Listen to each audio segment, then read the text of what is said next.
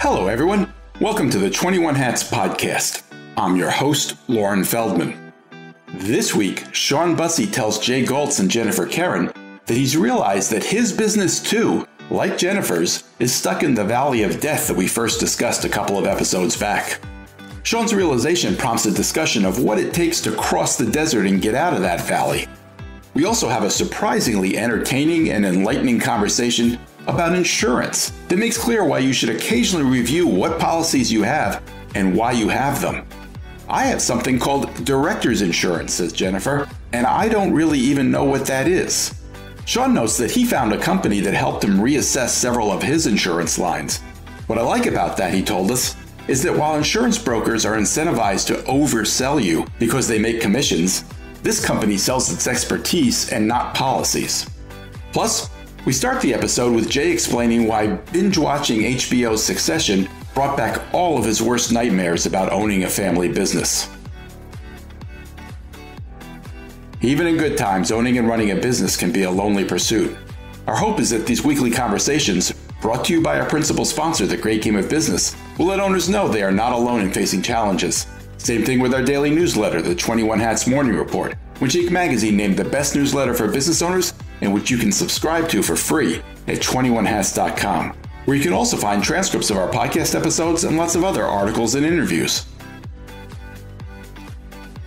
Joining me this week on the podcast are regulars Shawn Busse, CEO of Kinesis, which is based in Portland, Oregon, and works with small businesses on marketing, culture, and strategy. Jay Goltz, who's CEO of the Goltz Group, whose companies in Chicago include a picture frame business, artist frame service, and a home furnishing store, Jason Home. And Jennifer Kerhin, who is CEO of SB Expos and Events, an events management business based near Baltimore, Maryland. The episode is titled, Escaping the Valley of Death. Welcome, Shawn, Jay, and Jennifer. It's great to have you here. Jay, over the last year or two, we spent a good bit of time talking about your attempts to come up with a succession plan. What I didn't know through all that was that while we were talking about your succession, you were deliberately avoiding watching the extremely popular HBO show Succession. Why was that? Well, I ended up watching it, as you know, so... Why did you delay? It wasn't that deliberate. I'm thinking it was a little subconscious. I deal with stuff all day long at work, and I didn't need to spend another hour or two before going to sleep on it, but I did break down and watch it. Once it was all over in the final episode it aired, you started binge watching it, as we've discussed. You were ripping through 2 episodes a night. I don't want to talk about the plot twists, especially since Shawn and Jennifer haven't watched it yet. And I don't want to give away any spoilers. And obviously, the Goltz Group is not Waystar Royco. Apparently found the show pretty relatable. What did you relate to? Well, I don't know that I'd say cringeable, let's say. Here's the 4 pieces, which won't be giving away anything. Number 1, just watching your kids go at each other. I got 3 kids. It's just painful to watch because that's one of my... I have a document printed that I gave everyone in case I drop dead or whatever. My biggest nightmare is my kids go after each other, which I don't believe is happening. They all get along nice. But watching the kids go after each other was extremely painful. Number 2, watching their relationship with the employees of the company was extremely painful. Just every one of them, between Jerry, Carl, and Frank, I mean, they just had to put up with all the nonsense. And it was just painful to watch how they just were so disrespectful to them.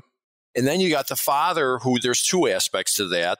His relationships with his kids, and it's just messed up. And on top of which, then you get the biggest one, which is, oh, when does dad get to the point you start whispering in the back, dad's losing it. We got to take control of the company. So that might be happening now as we speak. I'm not sure. But all 4 of those things are cringe-worthy. And then I'm really embarrassed by the fact that I not only don't have 2, I don't have a helicopter. Like, what kind of loser am I? I don't have a helicopter. So, Jay, you have a forklift. Actually, I have 2, so I do feel better about that. And not to brag. Not to brag, yeah. So, no, it was, I was looking forward to getting through it. And I would say, as the father, if this was a film study group, I don't think he deliberately played the kids against each other. I think he was just flailing of who's going to be in charge. And I think he really didn't know what to do. And the whole thing was just a mess. I don't relate to that. My kids are all good kids. They're not doing any of the stuff those people are doing on there. And And I haven't gone crazy yet. You can argue that. But it was painful to some degree. And I was absolutely looking forward to finishing it because problem was I was watching it at night. We always did 2 a night because I had to get through it. And then I would go to sleep and this stuff was in my subconscious and I didn't sleep well sometimes. Like I needed to get done with it and I'm done with it. So it really wasn't about succession. It was really about family business. I mean, all businesses have succession issues, but this was really about family business. And the kids were such brats. And there was a couple of scenes that were just noteworthy. One of them was when Be careful. Okay, well, I don't think it gives away. Where Ken says to his father, Dad, you gave us everything and now you resent us for it. I mean, that's a family business thing. Yeah. And then when the father was at the end of his rope and he just looked at all 3 of them and he just goes, you're not serious, people. I mean, I think that really was the summary of they were all screwed up in bad. You know, I kept going from who's the worst one of the day and it shifted over time. Did you learn anything from it? Absolutely not. I really didn't. I knew all those issues. I can't say I looked at it and thought, oh, wow, that could be me. No, I really didn't. I mean, it was an extremely well-written show, extremely well-written. But just as a business owner who's got 3 adult children, one of them isn't in the business, but I was screaming at the TV sometimes. They were so rotten to the employees. It was just painful. I thought you said you weren't crazy yet. Yeah. Well, does that make me crazy? I don't know. There was a couple of scenes where it's just like the way they treated Jerry was just unbelievably horrible. And it was painful to watch. So, yeah. Shawn, Jennifer, is there any particular reason you haven't watched it? I know you're busy people. Are you avoiding it or you just haven't watched it? I think I just haven't watched it. But then also there's a part of me that when a lot of people are doing something, I tend to culturally run the other way. And I'm not sure why. I think that's a character issue of mine. That's a good instinct, I would say. How about you, Shawn? I watched, I think like maybe an episode when it first came out, and it was so painful that I just had to stop. You know, we're coming off of the pandemic and it was just a really shitty time in general. And like, I just didn't need more crappy human beings in my life. So I just turned it off. And then because I knew we were going to talk about it, I watched like 3 episodes, you know, and I still don't regret turning it off. No, you can't leave out the part that it's clearly about Rupert Murdoch and his family. I mean, It isn't even like it, and we're living it. So yeah, that added to the pain of it. I mean, I think what's interesting about it, and you touched on this, Jay, about, you know, we work with a lot of family-owned businesses over the years, and some of the dysfunction in that space, I really feel badly. I mostly feel badly for the children, because the common behavior I see is the parent wants to pass on the business to them, but then they actually can never really let go. And that's a tough place to put a kid in. And yeah, so that related. But then the kids in that show are just deplorable. So I don't know. That's what's interesting. They're deplorable, but all of them had something good in there. There was some good parts of each one of them. They weren't all evil. All 3 of the kids. I wouldn't call them evil. I'd call them screwed up. But each one of them had something going for them. And it was just painful to watch that get smushed by the negative side of it. And I have to tell you, I feel good that I don't have a dysfunctional. My kids bring up stuff to me all the time that I wasn't thinking of, that maybe no one else would say to me. And it keeps me thinking about stuff that I should be thinking about. So it's been a healthy, productive situation. So no, I don't relate to it. But watching that stuff, it was just like everything you don't want to do to run a company. I mean, I think I had to turn it off. There was that scene in the beginning where they're playing the baseball game, and they offer to pay the kid, you know, $1 million if he hits a home run, and then they like tear the guy tears the check up in front of the kid, and it's just like that was probably one of the times I screamed at the TV. Yeah, it was so bad. Yeah, Jennifer, I support your decision. I think it's just like you're right, Jay. Good writing, incredibly, you know, it's Shakespearean in a lot of ways, but also, man, that energy is pretty negative. All right, let's talk about something we can all relate to, and that's the insurance business. Not necessarily quite as exciting a topic, but as you all know, there's been a lot of bad climate news lately, including wildfire smoke in the hottest days ever recorded, and I believe a tornado in Chicago, Jay. And it follows news that some insurance companies are simply refusing to write home and business policies in specific states, especially California and Florida. And in Florida, 10 insurers have gone belly up in the last 2 years. Are you guys at all concerned about this? Anybody? Not me. I can tell you why. You just answered it. 10 insurance companies are going broke. How many insurance companies are there?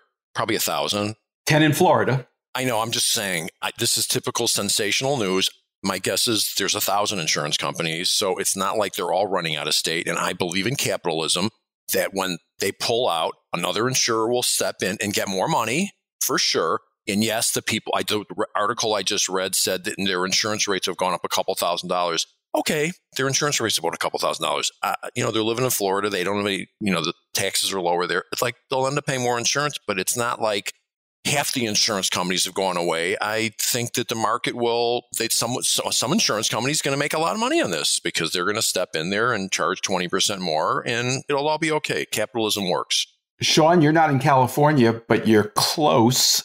Have you seen any impact on your insurance? Not yet. The risks in Oregon are earthquakes and wildfires. So a number of providers have eliminated the earthquake rider. Like, it's really hard to get earthquake insurance for your home. And if we were to have the kind of earthquake that we've had historically here before, it would be, on a scale you can't even imagine, because very few folks actually have any kind of protection from that. So that's, I think, our number one risk in this region. And folks are just sort of turning a blind eye to it. And then wildfires is pretty real.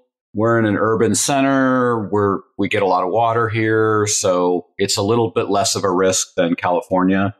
But I think it's a thing, it's like, I think what Jay said, it's just going to increase cost of doing business, and businesses will adjust to it and move on. I can think of 10 other things that are far more serious, endangering small business than your insurance rates are going up. That's just kind of my point. Like, okay, you're going to spend a couple $1,000s more. Okay. The technology problems, I deal with stuff on a daily basis that is far more expensive than $2,000. Yeah. Or $5,000 or whatever. I think it's more relevant for homeowners, which then becomes relevant for employees, which then becomes relevant, for, your workforce and so forth, and cost. It's just I think it's another compounding factor to the extreme cost of housing. I think that's where I think the problem is going to be, is that it's going to be more expensive for housing, which puts pressure on employees and makes it more difficult to have stability. I think that's what I would worry about if I were a business owner, more than the $2,000. And Shawn, I really do believe for all the difficulties, remote workforce is only going to grow, right? Because housing prices are so expensive, and they go try to find where they fit and can afford and have the quality of life they want. They don't have to leave the job behind necessarily anymore. You know what? I agree with what you're saying, kind of, meaning you're right. This is going to support the remote workforce thing, but I don't think it's going to necessarily grow. I think it's going to shrink first and then shrink less because of this, but I don't think it's going to necessarily grow from where it's at. I fully agree with you. It's not going away, and this is going to reinforce it for sure. Oh, I disagree. Definitely you think it's disagree. going to go up from where it is right now? Absolutely. Absolutely. And you know what I see? And I'm sure we've all heard, a lot of commercial buildings are now going to be office buildings retrofitted for apartments and condos, right? The housing market's a much higher need, and the supply is very low. No question. So that's going to escalate that when there's less office buildings, right? And if I had $1 zillion to invest, I would be buying office buildings at some tremendous discount. Me too. Because my guess is they're overreacting to this. That's my point. I think I think it's absolutely not going away. It will be a substantial part. But my guess is they're overreacting to this because I don't think half the world's going to go remote. I don't think they can for what they do. So I would buy it to convert to an apartment. Man, there's a lot of stuff here, but I think this will be an interesting episode to return to, Lauren. I think we need to return to it in about a year to 24 months. I think the commercial market is going to become absolutely devastated in the near term. The cell phone records, which are showing, are people actually going into the office? It's really bad, especially in places like inner core, San Francisco, even Portland is decimated. And what's happening is these commercial markets, they're just sort of pretending it's not going to happen, but it's going to collapse. It is in for a rough ride. But if you look at history with real estate, it always overreacts. Yeah. So you're absolutely going to go down. But I'm suggesting there's going to be some banks running for the hills, just selling buildings for like dirt cheap. I bought my factory building in 2008 and I got a super good deal on it because in 2008, nobody was buying anything. And I bought. So I think there's going to be some opportunities just because, like I said, I believe some banks are going to overreact and just want to get it off their books. And the conversion from office to residential is very, very, very expensive. Just putting bathrooms and kitchens and that's easier said than done. Back to insurance for a moment. There are people who are referring to the price hikes as kind of a canary in the coal mine with regard to big climate events. I'm wondering, how many of you have business interruption insurance? I do, because I was told 30 years ago that if you don't have it, the insurance company's not in a real big hurry to settle your claim. Whereas if they're paying for your business interruption, they get in gear and get it fixed quicker. And that makes sense to me. Jennifer or Shawn? I do. I have it. Could I tell you what it says and how much money I have? Absolutely not. That is yet another thing I have to put my eyesight on. I have a lot of insurance. Somebody once told me I'm overinsured, and I really don't know what my insurance does. I have something called like director's insurance, and I don't really even know what that is. Well, that means that anyone who works that is a director, which you don't have, I don't even know why you would have that. If they get sued, they get covered. Or if you're on a board, like if somebody sues 21 Hats, maybe you're covered for giving bad advice. Yeah, I need to, I'm going to put that later next year, but I have to reevaluate what I have and why I have it. Yeah.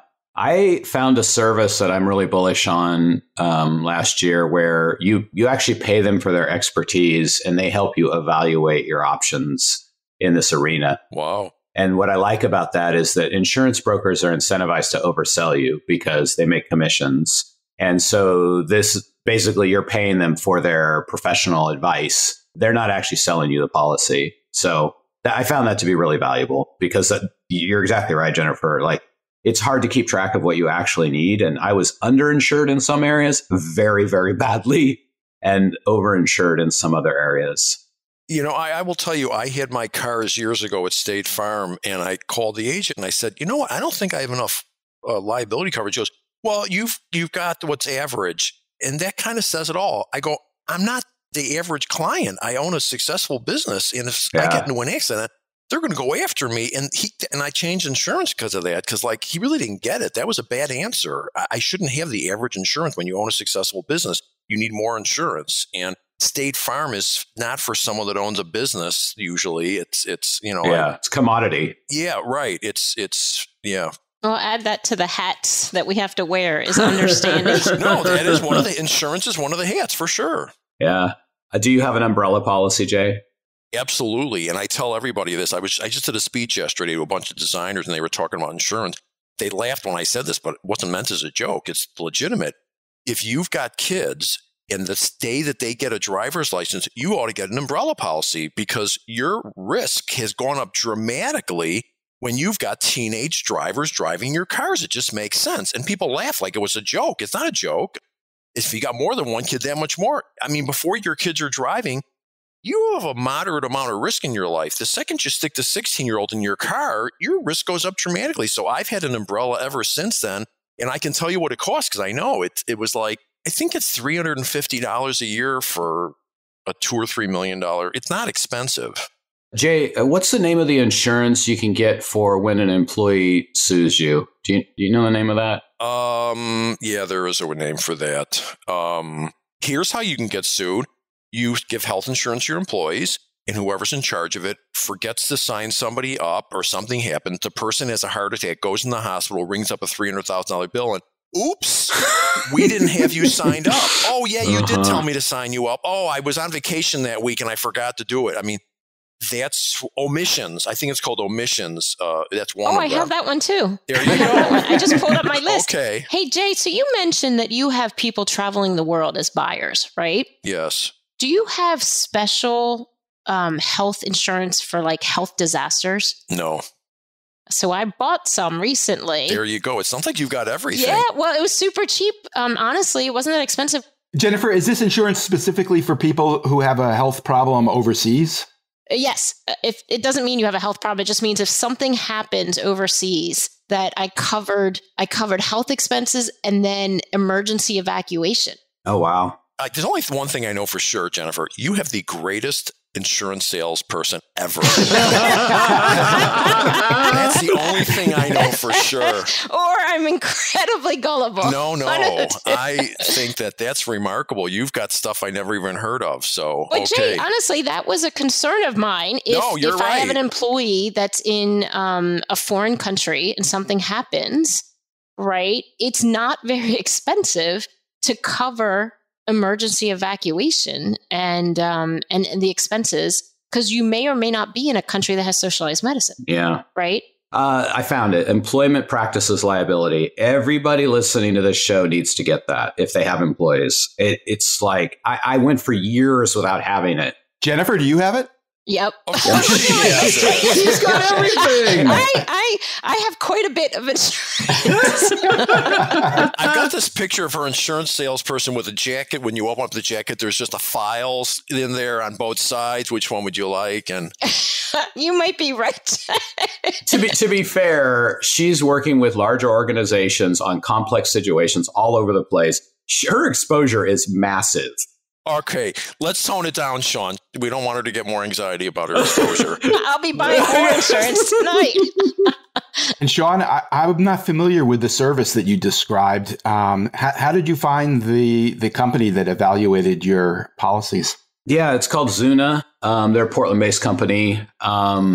And essentially, they realized that all these providers for small businesses were being either consolidated, purchased by private equity, or going out of business. And so the reliability of our third-party vendors, think, healthcare, insurance, even outsourced IT, bookkeeping, was declining rapidly in some cases. And so what they realized is that the incentives are all wrong, that like in an insurance case, the insurance broker is incentivized to sell you more than you need because their commission, goes up. And you need basically kind of a consumer reports for all these different service providers that, are helping you. And it was very true for me. I had great service providers. The pandemic totally upended that. I had some that went out of business. I had some that just totally flailed, and I needed to get new ones. I have to tell you, everything you're saying, I fully agree with. My insurance guy, he's my age. He sold out to the big place. Another guy I knew for years, he sold out.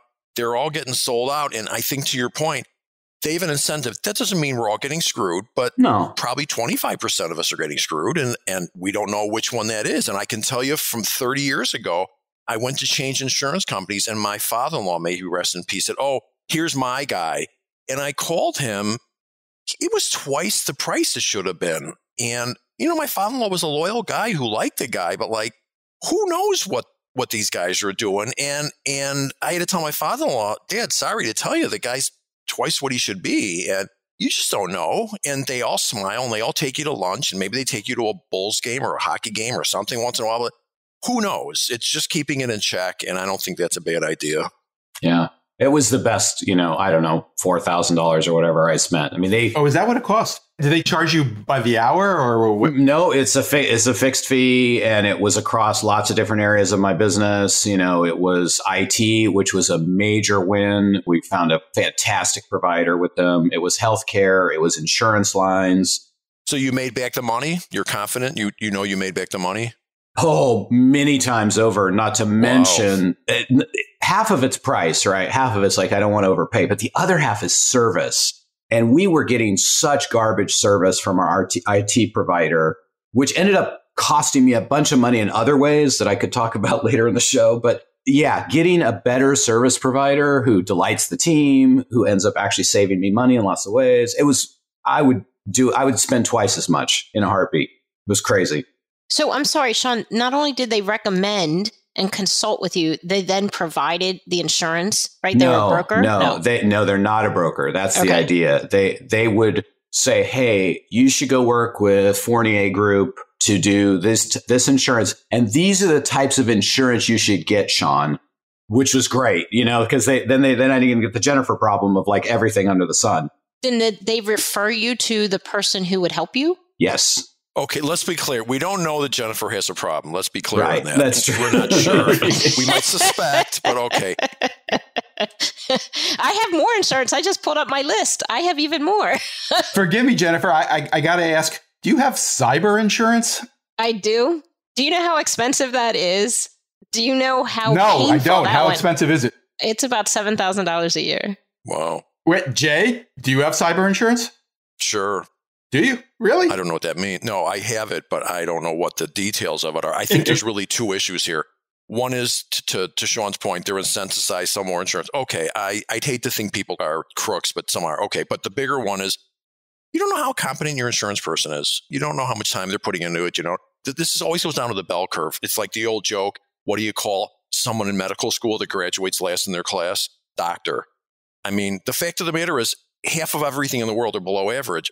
Maybe your insurance person's below average. Half of them are. That was my problem. It wasn't that they were taking advantage of me. It was actually, they just didn't give a shit. And that's to your point of like your Allstate guy. I had the equivalent of that in business insurance. Like we just had terrible coverage. And it took this employment practices situation for me to realize, oh my God, I'm so exposed here. And how can my broker have not told me about this? And the way the insurance world, I assume you've got the same thing where you're at. Every day on TV, Liberty Mutual, Progressive, like constant ads. That doesn't make them the best insurance company. It means they spend a ton of money in advertising. I love my insurance company. I've used them for claims. You wouldn't even know the name. They're in Wisconsin. You wouldn't know what their name is, but they're a huge mutual company.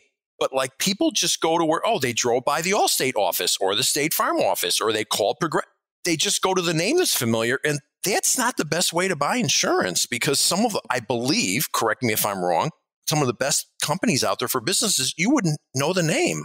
They don't spend money in advertising like that.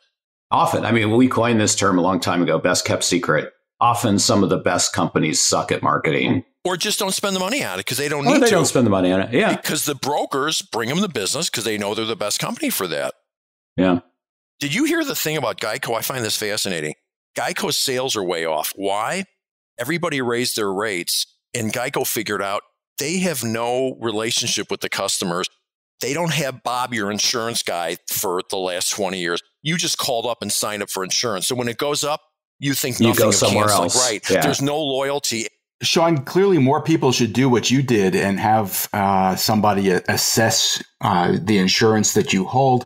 I'm curious, what prompted you to do that? Did you know you had a problem, or did you just discover that company and decide to give it a shot? A little bit of both, kind of a confluence. So I had met and known the company for a while. I liked them. They seemed like really great people.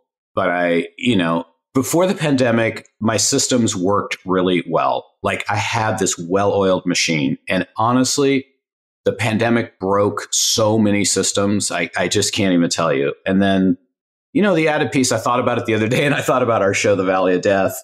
And I was like, oh yeah, I'm kind of in the Valley of Death too.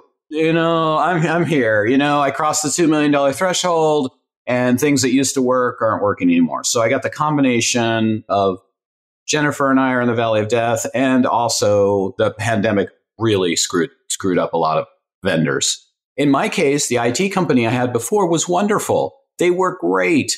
And then in the pandemic, the owner got sick and he sold to private equity. And guess what happens? We all know what happens when you sell to private equity. The service provider becomes garbage. And they did. They became total garbage overnight.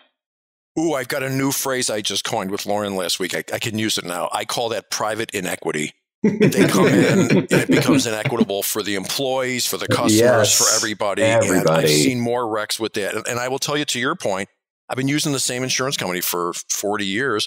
All of a sudden, the woman working there only works 4 days a week. Oh, you got to call me between 11 and 4. And I call up my guy who's still working. I go, what's going on? Oh, I can't find anybody. This is what he just told me. well, we're not hiring anyone now because we're going public. We're going public and we got to watch expenses now.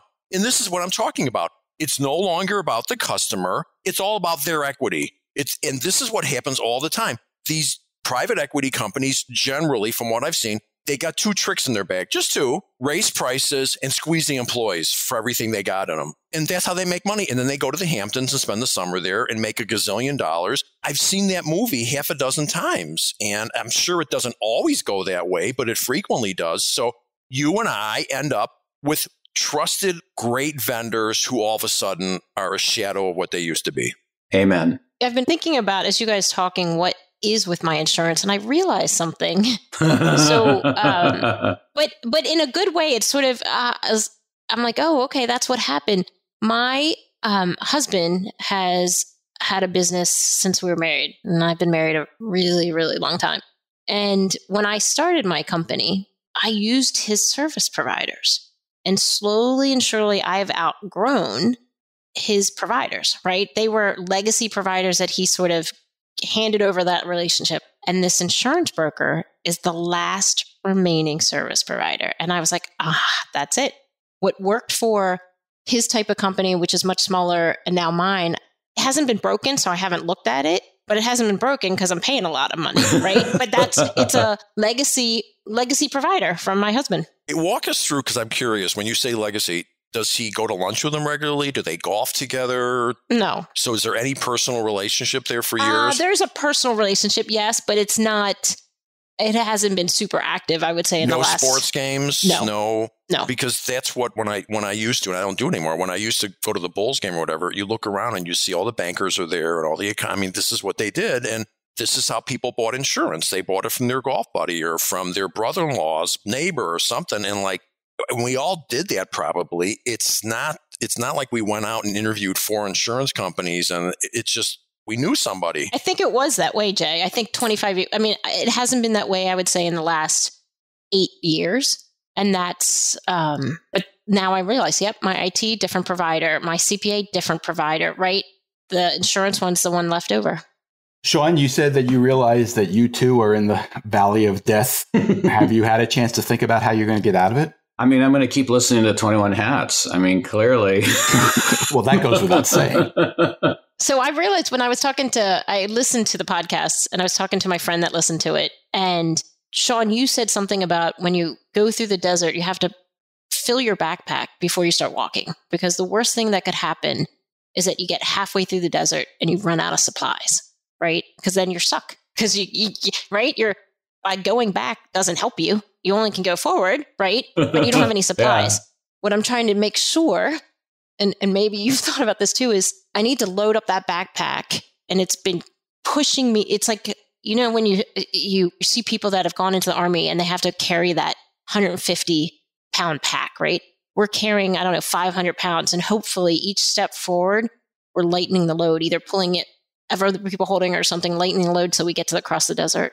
I don't think that you can do that. I don't think that's an apt metaphor, and that you can't possibly load up that's going to avoid these problems. My thing to this is simply, you just keep forging on and dealing with it, and you get your way through it, and you do what you got to do, and you navigate, and you make adjustments, and you figure this out, and you just keep forging on until you get through it. But I don't know that you could, quote unquote, prepare yourself so that, oh, that was easy. I had it all figured out before I went on my trip. I think we just adapt. Isn't there something that you're like, man, if I had just looked at that 6 months earlier, I would have been in a better position? Yeah, for sure. But you figure that out. I think you're both kind of right. But Jay, I've heard your story enough to know that you would tell your younger self, for example, raise your prices. Absolutely. Right? To me, that's loading up your backpack. Okay, good point. Right? Good point. Okay, check all your systems. Okay, so while we're on the subject, here it is then. That's an excellent point. I would be checking your pricing to make sure, are you really charging the appropriate price? Forget about these words that you hear all the time. I don't want to rip anyone off. I don't want to be greedy. I want to be fair. Those words don't mean anything. Appropriate price. What is the appropriate price? The price that you can charge, that you'll be making money, taking care of customers, paying your people enough. Absolutely. So the appropriate price is huge. That might be half of it. 2, continue to try to get bank lines, try to have enough credit available if you need it. 3, this one sneaks up on you. Continue to be honest with yourself, with your staff. Have you outgrown anybody? Because that will kill you. And I've been through that half a dozen times, and it took me too long to figure it out, and it was very expensive. But continue to say to yourself, okay, this employee was great when I had 6 employees. Now that there's 15, it's not working anymore. So that would be 3. 4, the marketing world has changed dramatically. Just because what you did, I used to advertise on the radio, and you should say, what's the radio? I mean, just because it used to work for me 10, 15 years ago, I mean, the world changes. So you got to continue to look at the marketing piece. I'd say if you did those 4 things, that covers marketing management. You know what? I think that would be loading your backpack. So, okay, let me add a few more. So 1, Jay, you've talked about how earlier in your career, you had massive turnover. You cycled through people like crazy. So I think the flip side of the coin of do you outgrow people? The flip side of that coin is, are you churning through people? In my case, it wasn't the churning; it was bad hiring that caused the churning. So however you want to look at that, the hiring process, the onboarding, the cultivation, that is huge. Because if you're cycling through employees like crazy, you're in trouble. Well, there's something wrong. No, there's something wrong. Yeah, absolutely. And then I would also say customer churn. If you're about to cross that desert, you want customers who really love you and are delighted by you, not constant cycling through customer. And then the third one I'd add is a clarity of vision. Where are we going? Because if people don't know where you're headed, you're going to wander around the desert and eventually burn through people, customers, your own well-being. Yeah, excellent point. So those are 7 gauges that we just came up with. And I think the point is, at least the way I think of this metaphor, is I'm loading up this backpack, I'm setting the systems to go. So when I cross that desert, for example, we've all talked about my investment I'm doing in marketing. And so when I cross it, I'm going to have a marketing team. I'm going to have a leader who has a system and process in place to do our marketing.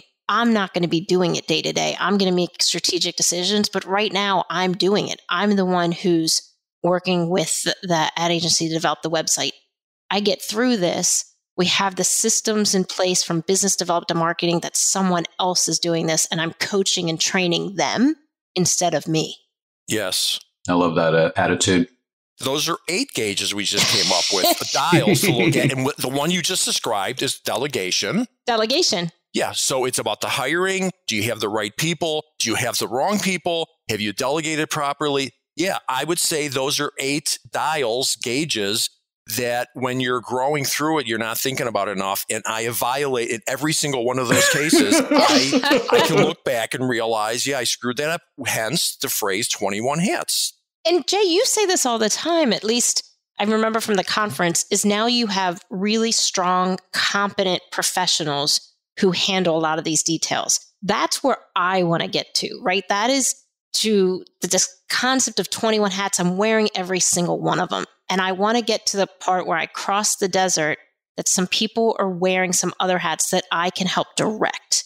And that's a function of money to some degree, which means you have to get big enough. You want a manager of the marketing. Yes. I'm arguing the difference between a leader and a manager is about $50,000, and you don't need a $150,000 marketing person. Right. Totally fair point. But that's the desert. Yes. The desert is maybe the desert before a professional management class.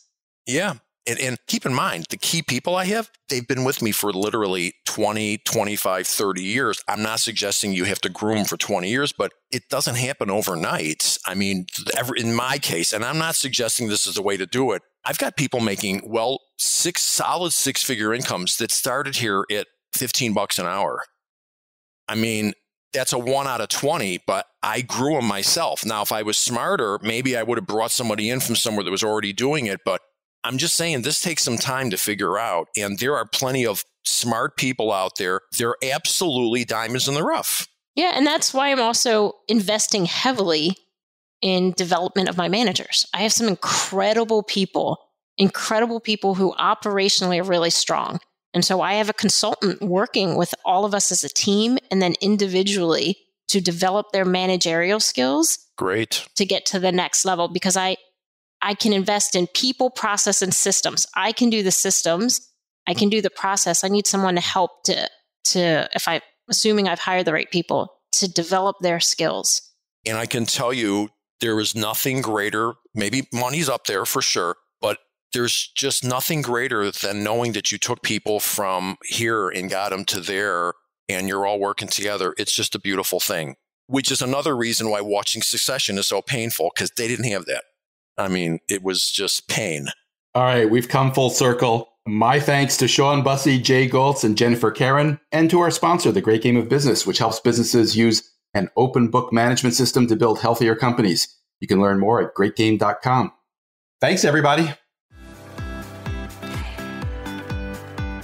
Wait, don't leave yet. If you have a question or a comment that you'd like the 21 Hats owners to address, send it to me by replying to your morning report or by email at lauren@21hats.com. That's LOREN@21hats.com. Do it now before you forget. And don't be afraid to tell Jay what you really think. He can take it. And if you got something out of this conversation, help us reach more business owners. Tell a friend. Subscribe and review us wherever you get your podcasts. Follow us on Twitter. Subscribe to the Morning Report at 21hats.com. This episode was produced by Jess Thuberon, founder of Blank Word Productions. Okay, now you can leave. Thanks for listening, everyone.